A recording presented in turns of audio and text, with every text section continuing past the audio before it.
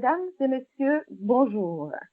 Bienvenue sur le plateau de Melting Pot Mosaïque avec Radio Samatigila pour notre rendez-vous habituel hebdomadaire de partage, d'édification, de savoir et j'en passe. Nous l'annoncions depuis quelque temps, Monsieur Hamzat Boukari Yaraba est l'invité du jour sur nos antennes. Monsieur Hamzat, qui est historien, docteur, écrivain, panafricaniste, a bien voulu répondre à notre invitation pour nous en dire davantage sur l'idéologie du panafricanisme. Monsieur Hamzat, bonjour. C'est un plaisir de vous avoir sur le plateau de Melting Pot Mosaïque avec Radio Samatigila. Monsieur Hamzat? Est-ce que vous m'entendez? Oui, je vous entends très bien. Vous m'avez entendu? Oui, je vous entends très bien. Et voilà, je disais avec vous sur les antennes de votre émission et d'être avec vos auditeurs et auditrices pour parler du panafricanisme, effectivement. Merci, Monsieur Hamzat. Avec votre permission, présentez-vous à nos auditeurs, je vous prie.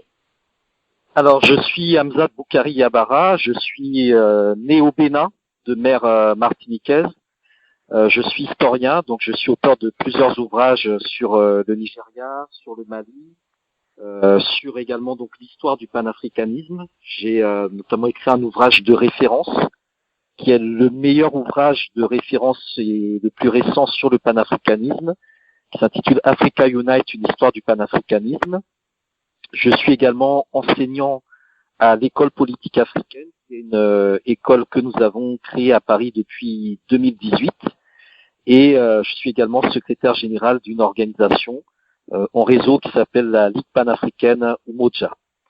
Donc je travaille vraiment sur les questions liées au continent africain depuis plus d'une dizaine d'années et j'ai l'occasion d'intervenir régulièrement justement dans les actualités pour essayer d'apporter mon éclairage et ma contribution pour mieux comprendre les enjeux africains. Merci, Monsieur Hamzat. Vous portez plusieurs casquettes. Très bien. Le panafricanisme semble être le concept d'une élite. Je dis semble. Le panafricanisme semble être le concept d'une élite ou d'une catégorie de personnes, je dirais des intellectuels. Pourriez-vous nous expliquer, pour la compréhension de cette grande majorité de peuples africains et caraïbéens, ce qu'est le panafricanisme? Qu'est-ce que le panafricanisme, s'il vous plaît? Oui, alors le panafricanisme, c'est un mouvement historique qui est né au XVIIIe siècle dans la Caraïbe. Il est né parmi des millions d'Africains qui ont été déportés durant la traite transatlantique et qui arrivaient en fait dans les Amériques, ont commencé à s'organiser et à passer par-dessus les différences d'identité pour se reconnaître à travers la couleur de peau, donc la couleur noire. Donc ça a été d'abord un pannégrisme. C'est tous les Noirs déportés et descendants de déportés qui, à travers la couleur de peau et ce qu'ils subissaient du fait de cette couleur de peau, donc l'esclavage et le racisme, se sont mis ensemble et ont dépassé les identités de Peul, de Yoruba, de Mandingue, où aujourd'hui on parlerait des nationalités différentes, pour constituer une unité. Et donc le panafricanisme est un mouvement de libération, et c'est un mouvement qui prône l'unité des Africains et des Afro-descendants. C'est un mouvement qui a permis de se libérer de l'esclavage. Et ce qui est important, c'est de souligner que ce mouvement est né avant les intellectuels qui l'ont porté. C'est-à-dire que c'est d'abord né parmi les masses populaires, parmi le peuple, parmi les résistances. Et c'est bien plus tard, au XXe siècle, que des intellectuels vont vraiment conceptualiser une doctrine du panafricanisme qui va s'exprimer à travers des figures comme Kwame Nkrumah, qui va s'incarner, tenter de s'incarner à travers des projets comme l'Organisation de l'Unité africaine, et qui va aussi nourrir beaucoup d'artistes et d'intellectuels, des gens comme Bob Marley, comme Myriam Makeba, comme Fela Kuti, participent de l'histoire du panafricanisme.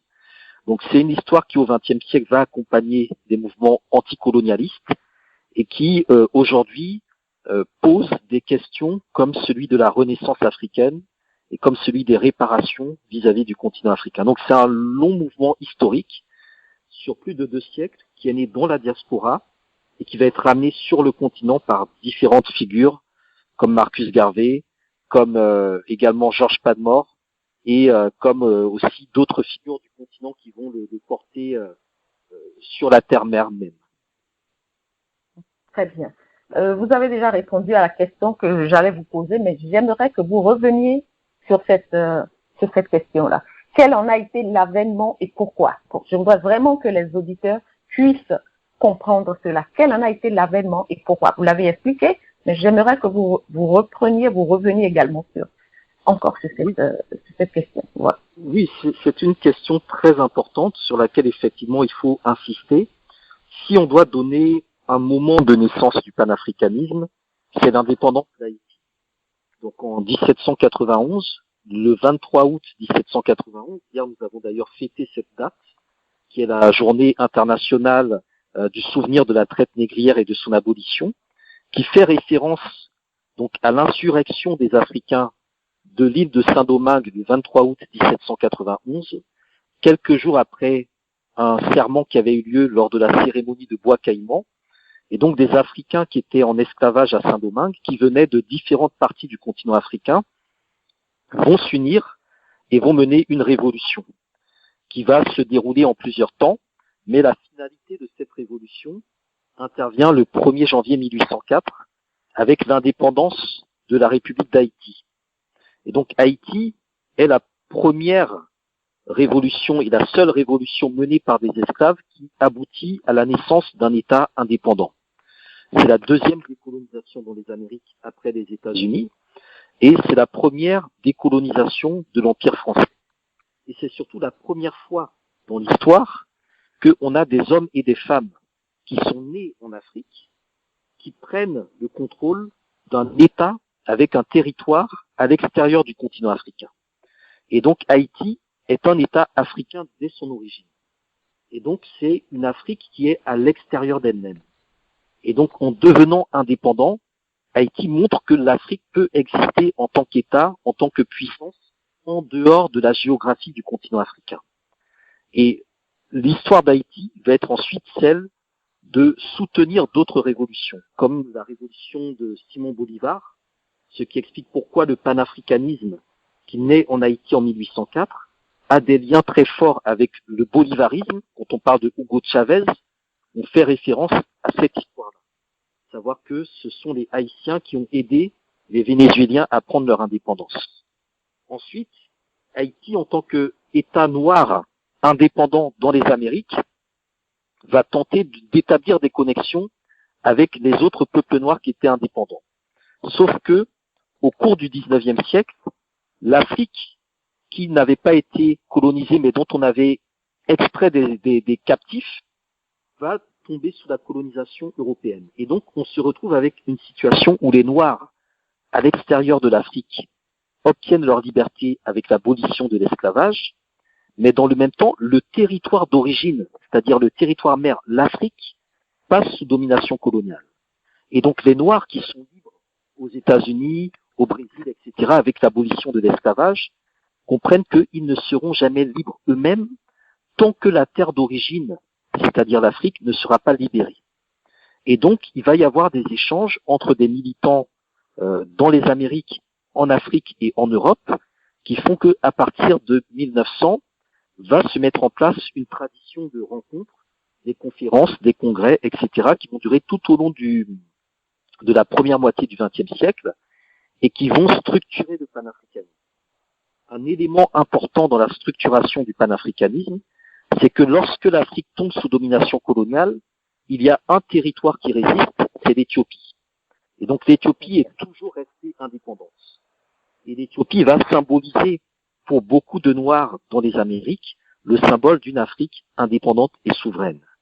Et donc va se développer également un mouvement religieux qu'on appelle l'éthiopianisme, qui va d'une certaine manière accompagner aussi le panafricanisme. Donc ce qu'il faut bien comprendre, c'est que le panafricanisme naît dans le contexte d'une guerre d'indépendance, la révolution haïtienne.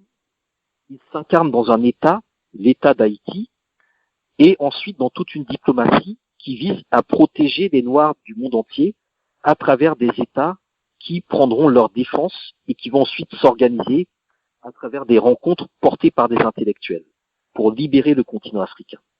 Donc c'est un peu dans ce contexte-là que le panafricanisme naît au cours du 19e siècle et que au cours du 20e siècle, il va se recentrer sur le continent africain avec la question de la libération de la domination coloniale et très important, la libération du régime d'apartheid. Donc en 1900, vous avez une première conférence panafricaine qui a lieu à Londres. Et lors de cette conférence-là, vous avez un intellectuel, le premier grand intellectuel du panafricanisme, un noir américain qui s'appelle William Du Bois, qui va prononcer un discours en disant que le grand problème du XXe siècle sera celui de la ligne des couleurs. Et donc la question de la ségrégation, la question du racisme, la question de l'accaparement des terres africaines, la question du colonialisme. Et donc tout au long du XXe siècle, le mouvement panafricaniste va lutter contre ces fléaux que l'on va penser abolir au moment donc de la libération de l'Afrique du Sud du régime d'apartheid, avant de constater qu'il reste encore aujourd'hui un certain nombre de combats à mener pour faire en sorte que la condition africaine, panafricaine et plus spécifiquement noire soit respectée partout dans le monde. Merci, Monsieur Hamzat, pour ce détail. On comprend donc que le panafricanisme est né dans les Caraïbes, hors de l'Afrique, dans les Caraïbes, par des Noirs, notamment en Haïti. N'est-ce pas? Oui, c'est exactement ça. C'est-à-dire que ceux qui ont été déportés durant la traite négrière transatlantique sont des Noirs. Et le pan-africanisme, c'est un mot qui en fait veut dire les survivances culturelles africaines à l'extérieur du continent africain. Et donc le pan-africanisme, c'est l'ensemble de tout ce qui est africain et qui a survécu tout simplement à l'extérieur du continent africain.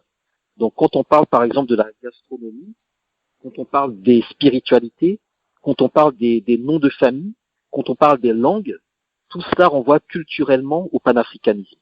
Et aujourd'hui, par exemple, au Brésil, à Cuba, dans le sud des États-Unis, vous avez des peuples noirs qui parlent des langues authentiquement africaines et qui pratiquent des spiritualités authentiquement africaines. Et donc tout ça participe de l'histoire culturelle du panafricanisme. Donc on peut dire que le panafricanisme est une nécessité pour les États africains. Peut-on l'affirmer? C'est une nécessité parce que c'est ce qui leur permet de comprendre que unis, ils sont plus forts. Et c'est ce qui leur permet aussi de comprendre comment ils ont été désunis par la colonisation et par le phénomène qu'on appelle aujourd'hui l'intangibilité des frontières héritées de la colonisation, qui fait que nous avons beaucoup d'États africains qui n'ont pas de viabilité économique, beaucoup d'États africains qui agglomèrent des populations différentes du fait des frontières coloniales qui divisent des peuples qui sont semblables et que en même temps cette Afrique elle doit se tourner vers la diaspora comme une force lui permettant de trouver un appui partout dans le monde. C'est en faisant des partenariats avec la diaspora que l'Afrique, en accord avec elle-même, parviendra à s'en sortir. Et non pas, je dirais, en multipliant les partenariats inégaux avec des puissances anciennement colonisatrices ou impérialistes qui s'inscrivent dans la continuité de la prédation et de la domination que nos ancêtres ont souffert à travers l'esclavage ou la colonisation. Alors il n'y a pas de volonté de revanche, mais il y a une volonté de réconciliation entre l'Afrique et sa diaspora et au sein de l'Afrique elle-même. Très bien. Et en l'état actuel, peut-on dire que le panafricanisme est sur la bonne voie? À votre avis, dites-nous.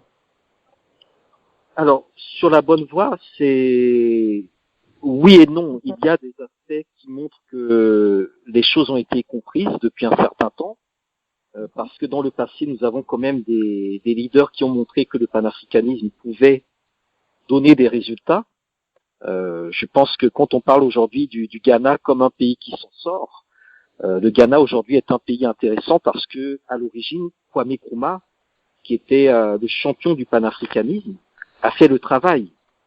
Quand on parle du Burkina Faso, qu'on fait référence à Thomas Sankara, on fait référence à un héritage panafricaniste. Quand on parle également de la Tanzanie du président Magufuli, on fait référence à la Tanzanie de Julius Nyerere qui a construit un État où on constate que politiquement les choses fonctionnent. Donc, il y a des exemples, je dirais, intéressants de possibilités du panafricanisme qui ont existé dans l'histoire. Du point de vue culturel, je pense que nous avons déjà gagné parce que nous avons des artistes, nous avons des écrivains, nous avons des musiciens, nous avons des cultures qui sont déjà panafricaines. Et du point de vue du rayonnement culturel, l'Afrique et sa diaspora est peut-être sur le toit du monde, mais encore faut-il que nous soyons en capacité de mettre une politique qui soit à la hauteur de ce que nous sommes culturellement, c'est-à-dire une politique réellement panafricaniste. Pour le moment, force est de constater que nous fonctionnons sur le modèle européen des États-nations. C'est-à-dire qu'au moment des indépendances, au moment du retour aux souverainetés, on a appliqué un modèle d'État-nation qui est différent du modèle que l'Afrique avait connu avant la période coloniale, qui étaient des modèles plutôt de cité-État, de royaume et d'empire. En tout cas, des modèles qui allaient dans le sens du fédéralisme et du modèle parlementaire. Mais au moment des indépendances, quand les États se disent qu'ils vont construire des États-nations, c'est beaucoup trop compliqué parce que ça ne prend pas en compte l'historicité des populations.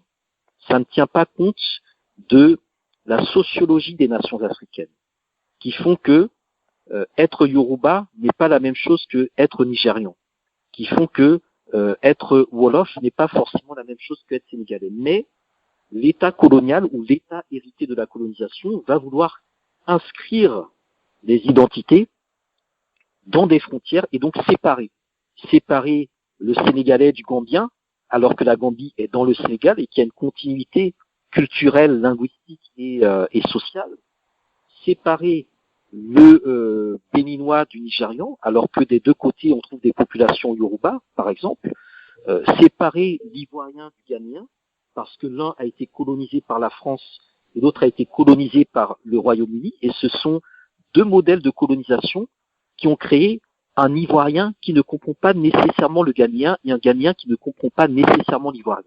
C'est-à-dire que nous avons ingurgité, durant la période coloniale de 80 ans, des modalités et des pratiques qui nous rendent étrangers à nous-mêmes. Et donc le défi du panafricanisme, c'est aussi de travailler sur les cultures populaires, sur la sociologie des populations et des nations, et de faire en sorte que lorsque quelque chose parle à un Ivoirien, que ça parle également à un Ghanéen, que ça parle également à un Camerounais, et donc créer une sorte d'en commun, que nous soyons tous d'accord sur, enfin pas tous d'accord, mais que nous soyons tous en capacité de comprendre les enjeux de la même manière, et que nous soyons tous en capacité de défendre les intérêts d'un Africain autre que celui de notre nationalité. Que par exemple un Kényan soit capable de défendre un dossier du Sénégal devant l'Organisation mondiale du commerce, ou que même un Marocain soit capable de défendre les intérêts du Mozambique aussi bien qu'un Mozambicain. Et là, c'est là où j'aborde le dernier point qui est assez particulier. Le panafricanisme, du point de vue politique, a été remplacé par ce que j'appelle un modèle libéral à l'échelle continentale, ce qui fait que nos États ont décidé de faire le panafricanisme par l'économique, de faire l'intégration économique. Mais force est de constater que cette intégration économique a beaucoup de difficultés à se mettre en place, tout simplement parce qu'il faut d'abord faire le travail politique et culturel. Je prends un exemple tout simple. Le Ghana et la Côte d'Ivoire sont en train de se mettre ensemble sur la question du cacao pour imposer leur prix sur le marché du cacao, puisque ce sont les deux premiers pays producteurs mondiaux de cacao. Mais jusqu'à présent, ils ne fixaient pas eux-mêmes leur prix. Et donc, la logique du panafricanisme ne serait pas tout simplement que le Ghana et la Côte d'Ivoire se mettent ensemble pour défendre leur prix, mais qu'ils se mettent ensemble pour construire toute une chaîne de production sur le cacao et une chaîne de transformation qui leur permettent chacun de sortir de la dépendance au cacao. Donc la question du panafricanisme, pour revenir à votre question, elle est fondamentale pour la survie des États africains parce que c'est ce qui peut les faire sortir de la dépendance économique, de la paupérisation et surtout de l'impuissance à régler des problèmes qui se posent à chacun des États mais qu'aucun État seul ne peut régler. Merci, M. Amzat. De par vos explications, on comprend aisément que le micronationalisme des États, des nations, est un frein au panafricanisme, vous l'avez dit.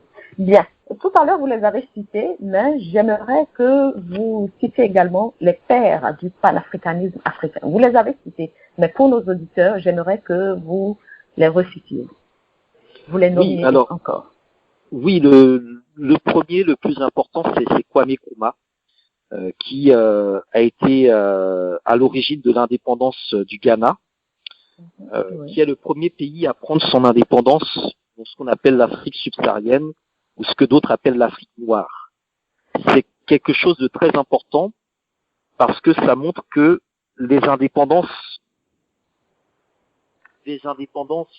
sont arrivées en Afrique par le biais d'un leader panafricaniste. La première indépendance a été celle du Ghana et quand le Ghana devient indépendant le 6 mars 1957, Kwame Nkrumah dit que l'indépendance du Ghana ne sera rien sans la libération totale et l'unification du continent africain. Donc dès le départ, il dit que le Ghana, même indépendant, n'est pas indépendant si les autres États ne sont pas indépendants et avec lui. Et donc il va mettre en place toute une diplomatie pour aider le reste du continent africain à se libérer. Il va également soutenir par exemple la Guinée de Sékou Touré qui en 1958 devient indépendante. Donc Sékou Touré est un nationaliste africain qui va accepter d'unir la Guinée au Ghana. Donc ce sera l'union Ghana-Guinée. Un peu plus tard, le président malien Modibo Keïta va également se rallier à Kwame Nkrumah. Et donc ces trois premiers présidents du Ghana, de la Guinée et du Mali font partie, je dirais, du premier noyau de chefs d'État panafricanistes. Plus tard, il y aura le président de la Tanzanie, Julius Nyerere, qui lui aussi va développer au niveau donc de Dar es Salaam une base politique très importante pour le panafricanisme, puisque Dar es Salaam va être le siège des mouvements de libération africains. Et parmi les figures qui vont contribuer au panafricanisme et à la libération de l'Afrique, il y a le leader de la Guinée-Bissau, Amilcar Cabral, qui va avec Agostinho Neto et Eduardo Mondlane tenter d'unifier les luttes au niveau donc de la Guinée-Bissau, de l'Angola et du Mozambique. On peut également citer le premier ministre du Congo, Patrice Emery Lumumba, qui a été formé par Kwame Nkrumah et par Frantz Fanon, un autre leader panafricaniste, et qui, au moment de l'indépendance du Congo, veut faire du Congo le centre du continent africain. Et donc, il y avait un projet entre Kwame Nkrumah et Lumumba pour que, au moment de l'indépendance du Congo, Kinshasa devienne en quelque sorte la capitale des États-Unis d'Afrique. Parce que le projet de Nkrumah était de mettre en place des États-Unis d'Afrique, c'est-à-dire un gouvernement continental qui s'occuperait un peu sur le modèle américain, mais pas tout à fait, des questions, on va dire, de défense, des questions de diplomatie et des questions vraiment supranationales. Et au niveau de chacun des États tels qu'on les connaît aujourd'hui, ce seraient des États fédérés, où là aussi, il y aurait une sorte de gouvernement local, de gouvernement fédéral. Et donc, Lumumba va être éliminé en janvier 61. Parmi les figures également panafricaines de cette époque-là, on peut également faire référence à Sylvanus Olympio, le premier chef d'État du Togo. On peut également citer Djibo Bakary au niveau du Niger. Bref, dans chacun des États africains, on peut citer des dirigeants, des très hauts dirigeants qui ont été panafricanistes. On doit également mentionner des intellectuels, et parmi eux, le plus important à cette époque a été Cheikh Anta Diop, l'historien sénégalais qui a notamment écrit Nation nègre et culture, qui a démontré l'antériorité des civilisations négro-africaines à travers le cas de l'Égypte pharaonique. et un autre incontournable qui est Aimé Césaire, qui a écrit notamment le discours sur le colonialisme. Après, on aura d'autres générations de panafricanistes, comme par exemple Thomas Sankara que j'ai cité précédemment, Steve Biko au niveau de l'Afrique du Sud, et puis donc quelques autres plus, je dirais, moins connus comme Walter Rodney au niveau de la Guyana. Ensuite, il y a des figures de la diaspora. Malcolm X, par exemple, s'est reconverti au panafricanisme et fait partie vraiment de ces grands leaders historiques panafricanistes. En parlant d'indépendance, après 60 années et plus, quel regard portez-vous sur l'indépendance des pays africains? Bon, le regard est contrasté parce que certains pays ont arraché leur indépendance. Donc, c'est des pays qui ont fait des guerres de libération. C'est l'Algérie, c'est l'Angola, c'est le Mozambique, par exemple, où là, le concept de l'indépendance a un sens historique affirmé, même si c'est plus compliqué dans les faits.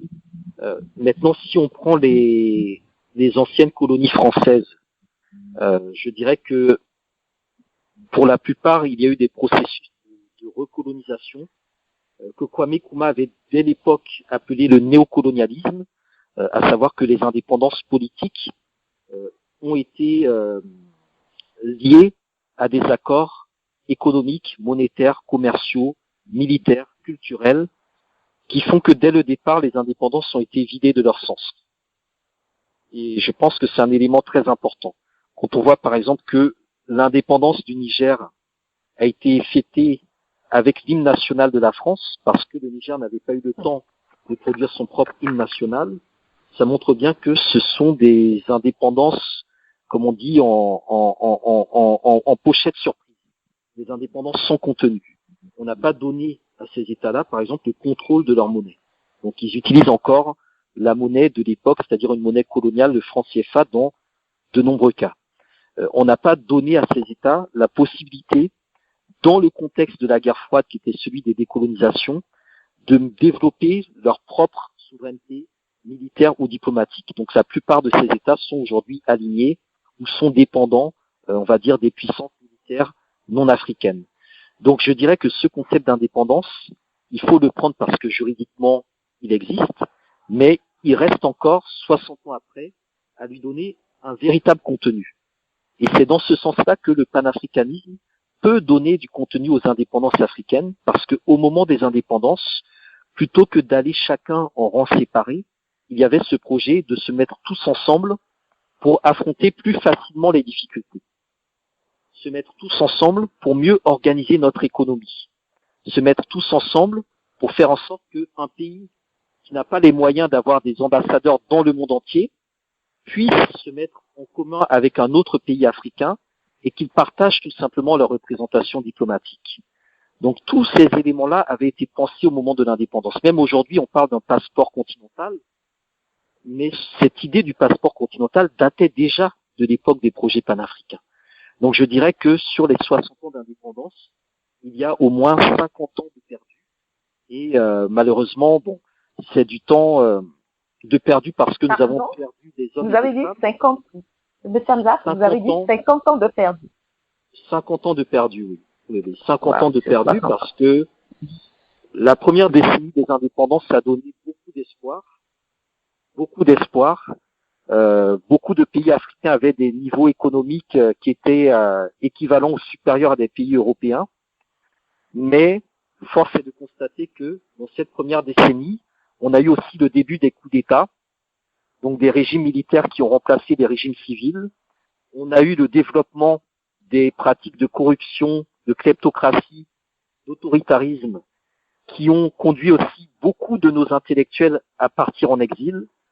Il y a eu beaucoup de gâchis du point de vue de nos forces vives et c'est très compliqué de s'en sortir parce que nous sommes aussi dans un environnement qui, au-delà de nos propres erreurs à nous, en tant qu'Africains, qui doivent nous amener à faire notre examen de conscience, nous évoluons dans un monde qui est hostile au développement de l'Afrique. Et donc on doit gérer nos propres divisions et les divisions qui sont construites sur nos divisions par les puissances non africaines. Donc c'est quelque chose d'extrêmement compliqué. On sait que plusieurs pays européens, dont la France notamment, font régulièrement des pratiques d'ingérence en Afrique, soutiennent des dirigeants ou enlèvent des dirigeants. On sait également qu'il y a le rôle des multinationales qui fait que nos États n'ont pas la capacité aujourd'hui d'imposer, par exemple, des fiscalités réelles aux multinationales. Donc tout cela, en fait, interroge le concept et le contenu même de l'indépendance. Merci, Monsieur Hamzat. Sur un tout autre volet, les Africains auraient été complices de la traite négrière instaurée par les Occidentaux. Personnellement, j'ai été apostrophée par un Caraïbéen, haïtien précisément, disant que les Africains les avaient vendus. Vous nous avez vendus. Vous êtes historien. Que dites-vous de ces affirmations? Bon, je crois que ce sont des affirmations qui n'ont pas de sens, puisqu'il n'y a pas de traité de vente montrant qu'il y a eu, vente de captifs en tant que tel. On sait que les premières formes de déportation sont liées à des razzias. Ce sont des Portugais qui sont arrivés au XVe siècle sur les côtes ouest africaines, au niveau de ce qu'est aujourd'hui le Sénégal, la Mauritanie, puis les îles au large qu'ils ont également colonisées. On sait d'après les premiers récits que il n'y avait pas de société esclavagiste en tant que telle. Il y avait, comme dans toutes les sociétés du monde, des formes de servitude, mais pas de société esclavagiste. C'est-à-dire qu'il n'y avait pas de société africaine qui se développait sur le principe politique ou économique de l'esclavage. Donc c'est un premier élément qu'il faut souligner. Donc il ne pouvait pas y avoir de vente puisque ce n'était pas dans le modèle économique de ces sociétés-là. Le deuxième élément qu'il faut souligner, c'est que contrairement à ce qui est dit dans le récit, ce ne sont pas des pacotis que les Européens amenaient pour échanger contre des soi-disant captifs auprès des chefs africains. Les Européens ont introduit des armes, ils ont introduit de l'alcool, et comme vous le savez, lorsque vous introduisez quelque part des armes et de l'alcool, c'est comme lorsque on introduit de la drogue et des armes dans les ghettos noirs américains, et qu'après on explique que les Noirs se tuent entre eux. C'est-à-dire que ce sont des choses qui ont été provoquées. Et lorsque vous introduisez de l'alcool, que vous êtes donc dans une volonté de nuire au bon jugement des personnes que vous rencontrez, eh bien vous savez ce qu'il arrive par la suite.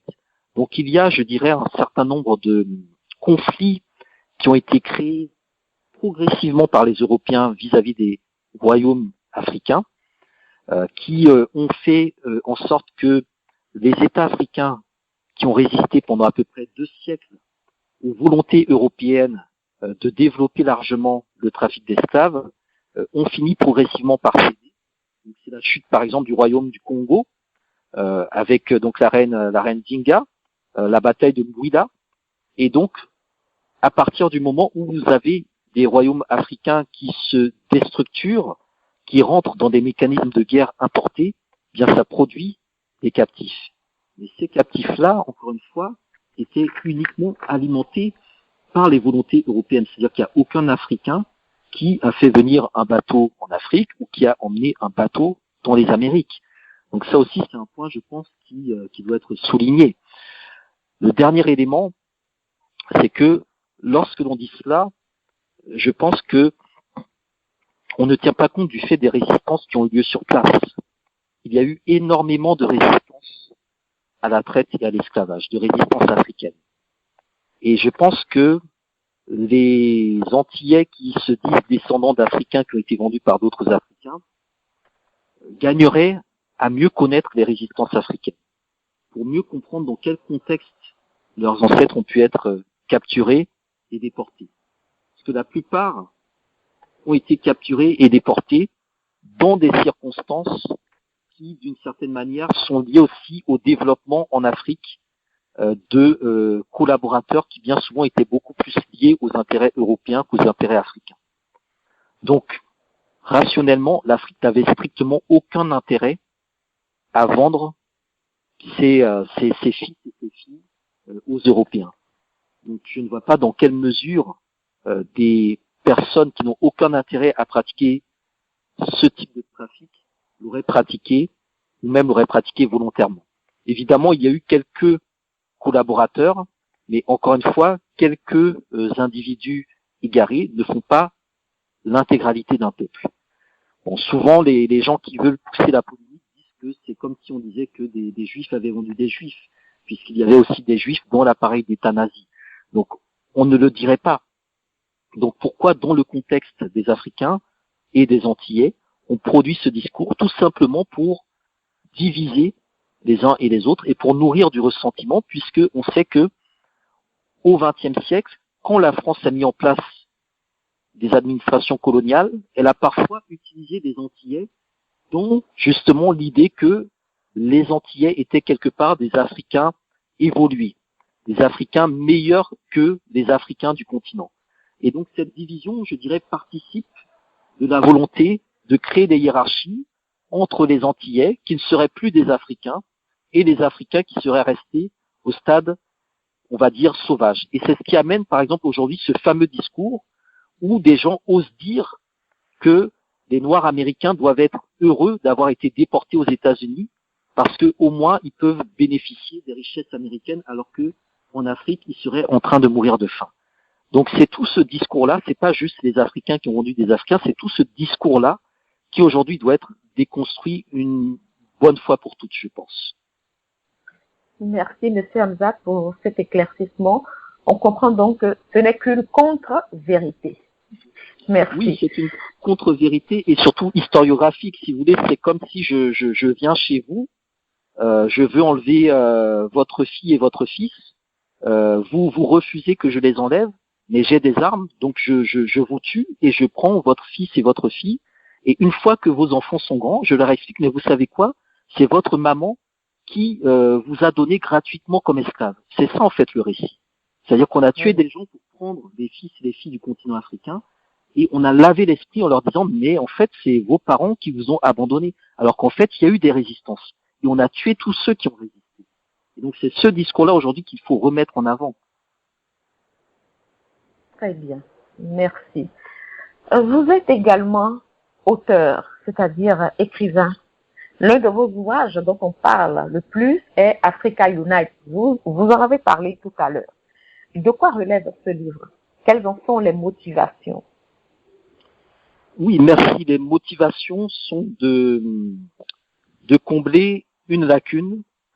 L'histoire du panafricanisme est mieux connue dans les pays dits anglophones parce qu'une partie de ce mouvement s'est déroulée aux États-Unis et que les Noirs américains ont développé une société, une civilisation, une économie, une vie politique autonome, avec aussi les Noirs de la Caraïbe et d'Angleterre et des colonies anglophones, alors que dans l'espace francophone, le modèle de colonisation fait que on a isolé les Noirs de l'espace francophone des autres influences au nom du modèle français qui est ce qu'on appelle un modèle assimilationniste. Et donc, en écrivant cette histoire, déjà, c'est donner au public qui lit en français des éléments d'une histoire qui est généralement écrite en anglais. Donc, faire ce travail-là, faire en sorte que dans les pays francophones, parmi cette jeunesse-là, qui se pose des questions, ils puissent avoir accès à cette histoire sans, je dirais, être confrontés à la barrière de la langue, même si le français est aussi une langue de domination. Deuxièmement, il s'agissait de faire une synthèse du panafricanisme depuis la naissance dont je vous ai parlé au XVIIIe siècle, la Révolution haïtienne, jusqu'à l'époque un peu plus contemporaine, avec notamment la récente guerre de Libye, Kadhafi, etc. Le livre est sorti en 2014, donc il s'arrête à peu près à ce moment-là, au moment où il y a une reconfiguration au niveau du continent africain, et au moment où on sentait déjà dans la jeunesse, dans les organisations de la société civile, une volonté de revenir vers le panafricanisme. Donc, le livre, en fait, apporte des éléments, c'est un essai de culture générale qui permet à chacun, en le lisant, je dirais, de mieux comprendre un peu les connexions entre Marcus Garvey, dont je n'ai pas cité le nom, mais qui est un très grand leader panafricaniste, entre Kwame Nkrumah, entre Thomas Sankara, quand est-ce que tous ces gens-là se sont rencontrés, ou comment les idées ont circulé entre des personnes qui ne se sont jamais rencontrées. etc., etc. Donc vraiment faire une cartographie de ce mouvement-là et faire en sorte que la jeunesse d'aujourd'hui, mais pas que la jeunesse, puisse y avoir accès de la manière la plus large possible. Merci. Pour résumer le tout, non pas pour résumer, je voudrais dire les enjeux du panafricanisme. Je reformule ma question. Les États africains, caribéens ont plus à gagner en étant panafricanistes, n'est-ce pas? Ils ont plus à gagner qu'à perdre. Tout à fait, tout à fait. Très bien. Tout Actualité, à fait. ok, oui. Revenez dessus, oui. Oui, tout simplement parce que il s'agit de mettre en commun les moyens dont chaque État dispose. C'est-à-dire que être à la tête d'un État, c'est des dépenses. Il faut entretenir une armée, il faut entretenir un gouvernement, il faut entretenir des députés, des sénateurs, etc. Il faut entretenir un système d'éducation, un système de santé, des infrastructures. Donc, c'est-à-dire que l'indépendance a un coût.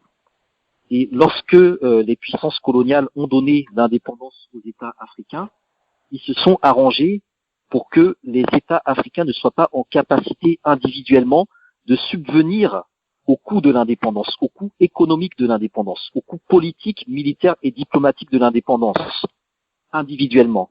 Mais si ces États avaient eu l'intelligence de se mettre ensemble, eh bien, ils auraient pu y subvenir. Je prends un exemple tout simple. À New York, aux Nations Unies, il y a à peu près chaque jour, on va dire, 25 conférences internationales dans les différentes salles du bâtiment onusien. Imaginez, dans les 25 conférences, il y a 20 conférences qui concernent le Bénin. Le Bénin n'a pas la possibilité d'avoir 20 personnes, d'avoir 20 Béninois qui vont dans chacune des conférences. Mais si le Bénin est dans un pôle diplomatique avec tous les autres États africains, ils peuvent se partager les tâches. C'est-à-dire que le Mozambicain va aller là où le Béninois ne peut pas aller. Le Malgache va aller là où le Béninois ne peut pas aller. Comme ça, ensuite, ils se retrouvent et chacun fait le bilan de ce qui s'est dit. Puisque nous sommes dans un système international où quand vous êtes absent, vous êtes perdant. Et on n'a pas les moyens aujourd'hui d'être présents partout. Nous avons des États qui sont obligés de fermer des ambassades et des consulats parce qu'ils n'ont pas les moyens de payer leur diplomatie. Donc dès le départ, si les États avaient mis en commun ces outils, eh bien, ils seraient capables de peser beaucoup plus fort justement dans les négociations internationales. Je prends aussi le cas de l'économie. Supposons que le Ghana, par exemple, produit 200 000 tonnes de cacao, que la Côte d'Ivoire en produit 200 000, que le Cameroun en produit 150 000.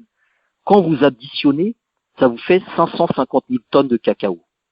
Mais est-ce que nous avons besoin d'avoir 3 États qui produisent chacun la même ressource? Ce qui serait plus pertinent serait que ces 3 États se mettent ensemble, et s'ils se mettent ensemble et qu'ils changent en fait l'organisation du travail, c'est pas 550 000 tonnes de cacao qu'ils vont produire, mais c'est peut-être 1 million.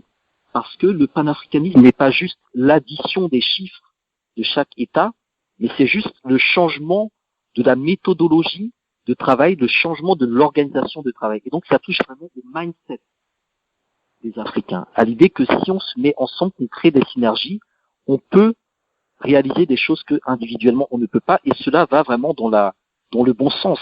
Les Chinois font pareil, les Européens font pareil, les Américains font pareil, tout le monde le fait, sauf nous qui avons beaucoup de réticences, beaucoup de difficultés à le faire parce que nous n'avons pas été formés justement à le faire. Et donc l'enjeu du panafricanisme, c'est de créer cette culture politique commune qui nous permet de nous retrouver sur ce qui nous réunit, tout en restant chacun différent, tel qu'on a envie de l'être, lorsque on se retrouve dans nos différents enclos nationaux.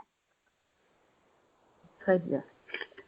Sur le continent africain, bien entendu, coup d'État militaire au Mali. L'ex-président Ibrahim Boubacar Keïta a été contraint de présenter sa démission au peuple malien la semaine dernière, précisément le mardi, je pense, mardi 18 août 2020.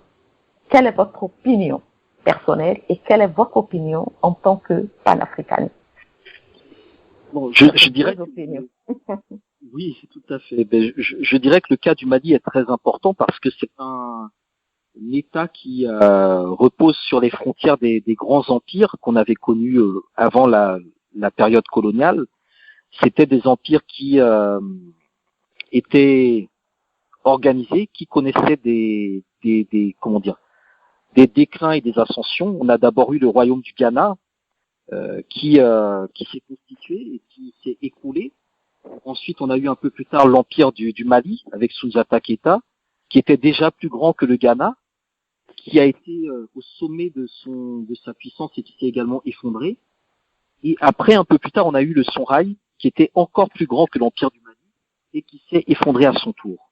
Donc, on a sur ce territoire-là déjà des histoires d'États ou de royaumes faillis qui ont fait la Renaissance, qui ont rené de leurs cendres, comme le phénix. Donc, lorsque l'on parle aujourd'hui du Mali comme d'un État failli, je pense qu'il ne faut pas non plus être totalement défaitiste. On a connu des situations parfois plus dramatiques dans le passé dont on a réussi à se relever. Mais force est de constater qu'il y a urgence. Il y a urgence parce que le pays est en train de s'embourber. Il est confronté à différentes difficultés sécuritaires, économiques, politiques, culturelles. Et aujourd'hui, le modèle d'État, le modèle de gouvernance, en tout cas ce qu'a incarné Ibrahim Boubacar Keïta, ne convenait absolument pas à ce qu'il faut pour relever les défis. Alors, les militaires ont pris le pouvoir. Là aussi, la question des coups d'État militaires, ce n'est pas le premier coup d'État au Mali.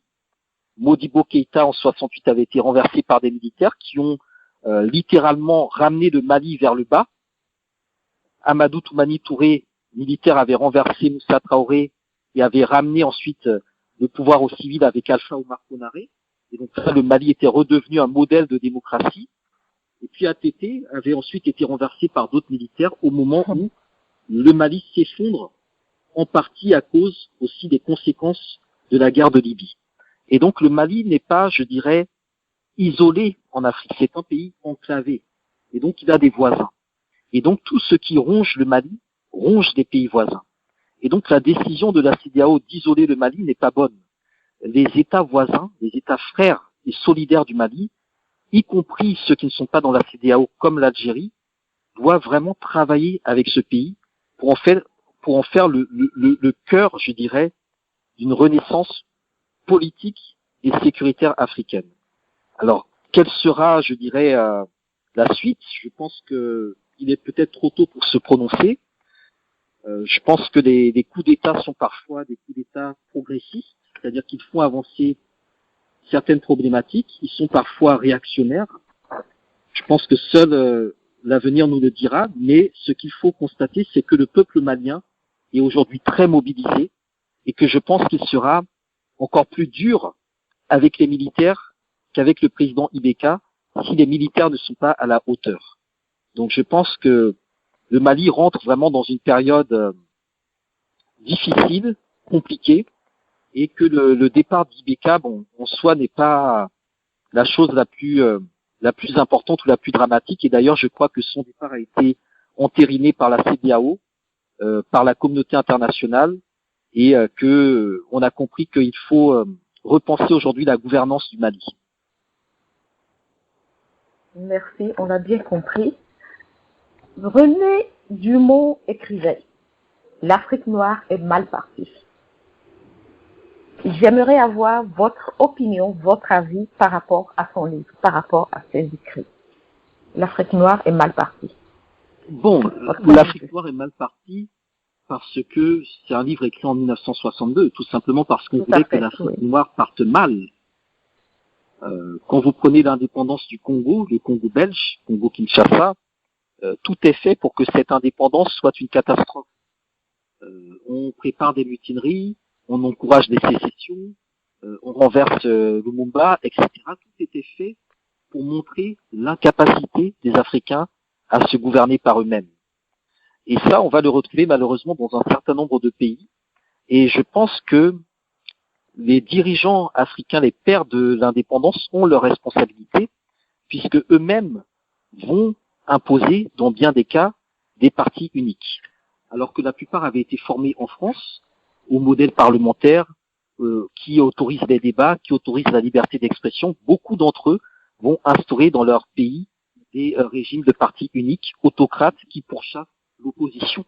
Alors que même lorsqu'ils étaient députés en France avant d'être présidents, étaient souvent dans l'opposition. On peut citer Félix Houphouët-Boigny, on peut citer Sékou Touré, on peut citer Léopold Sédar Senghor, qui tous, d'une manière ou d'une autre, vont persécuter tout ce qui allait dans le sens d'une voie discordante, avec notamment les fameux complots inventés ici ou là pour traquer l'opposition. Et donc lorsque vous partez, vous lancez la vie d'un État sur de la division, sur de la chasse aux sorcières, sur de la répression, forcément vous êtes mal parti. Mais comment cette division a été construite? Eh bien c'est là qu'effectivement on voit que dès le départ, on ne voulait pas que l'Afrique décolle.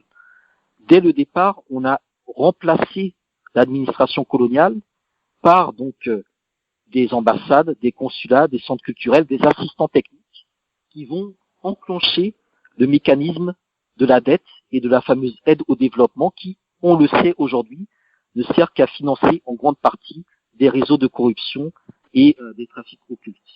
Ajoutez à cela les guerres dont le continent africain va être le théâtre, les crises humanitaires, les problématiques également écologiques et environnementales, tout cela fait que, effectivement, tout a été fait pour que l'Afrique parte de la manière la plus mal possible.